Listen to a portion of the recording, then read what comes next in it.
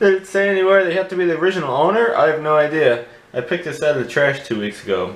I searched it quick. Hey, these one of the ones that are recalled that burned down your house? Oh, it is? Really? So I filled out the form, media, something that they put these recalls to another company, and they do the dirty work, and they probably get a cut because the company can't handle it themselves.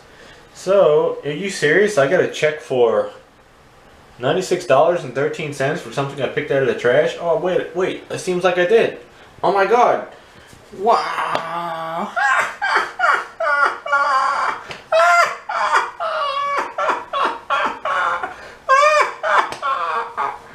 That's crazy. Go around and look for appliances that you find. They could be recalled, and they might actually have a junk value from a check. You just never know.